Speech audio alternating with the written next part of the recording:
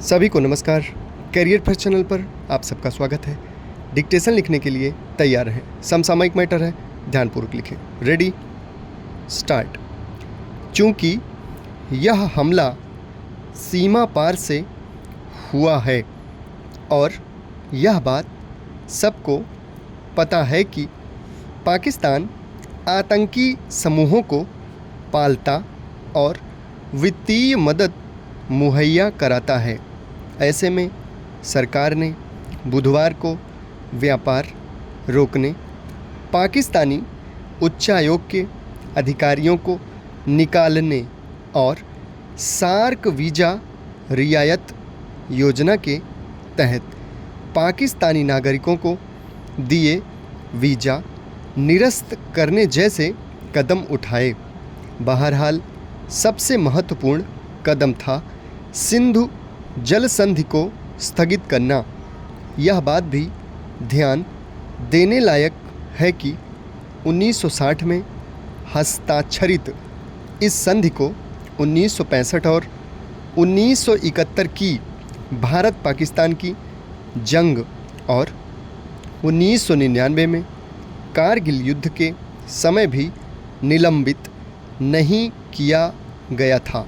यह इसलिए महत्वपूर्ण है क्योंकि पाकिस्तान का एक बड़ा हिस्सा सिंधु नदी के पानी पर निर्भर है।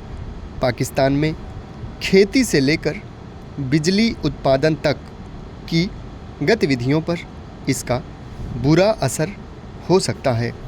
अनुमान के मुताबिक पाकिस्तान के सकल घरेलू उत्पाद यानी जीडीपी का करीब 25% सिंधु जल व्यवस्था पर निर्भर है। गुरुवार को पाकिस्तान ने इस घोषणा को नकार दिया और कहा कि सिंधु नदी के जल को रोकने या उसके बहाव की दिशा को बदलने की किसी भी कोशिश को युद्ध जैसी कार्रवाई माना जाएगा। पाकिस्तान ने भी शिमला समझौते को स्थगित कर दिया। हालांकि भारत शायद पानी के प्रवाह को तत्काल न रोके, लेकिन यह घोषणा इस बात को रेखांकित करती है कि कोई भी कदम उठाया जा सकता है। भारत इस स्थिति में है कि वह पाकिस्तान की अर्थव्यवस्था को तगड़ा नुकसान पहुंचा सके, जो पहले ही खस्ता हालत में है। अंतर्राष्ट्रीय मुद्रा कोष IMF के आंकड़ों के मुताबिक उसकी जीडीपी नॉमिनल अमेरिकी डॉलर के संदर्भ में 2024 में साल 2022 से भी कम थी। नॉमिनल डॉलर के ही संदर्भ में उसका प्रति व्यक्ति जीडीपी 2024 में तकरीबन उतना ही था जितना कि वह 2015 में था। पाकिस्तान कई साल से IMF के सहयोग कार्यक्रमों की बदौलत चल रहा है। कूटनीति की बात करें तो पिछले कई साल के निरंतर प्रयासों से भारत पाकिस्तान को अलग थलग कर पाने में कामयाब रहा है।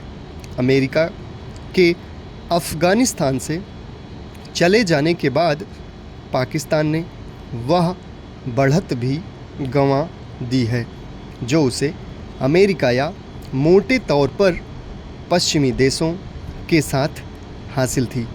पश्चिमी एशिया भी उससे किनारा कर चुका है।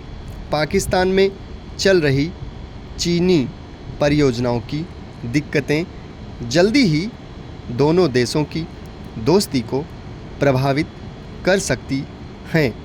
चाहे जो भी हो, भारत को दुनिया भर में अपने मित्र राष्ट्रों के माध्यम से पाकिस्तान पर यथासंभव कूटनीतिक दबाव बनाना चाहिए और उसे विवश करना चाहिए कि वह आतंकवाद का समर्थन करना बंद कर दे।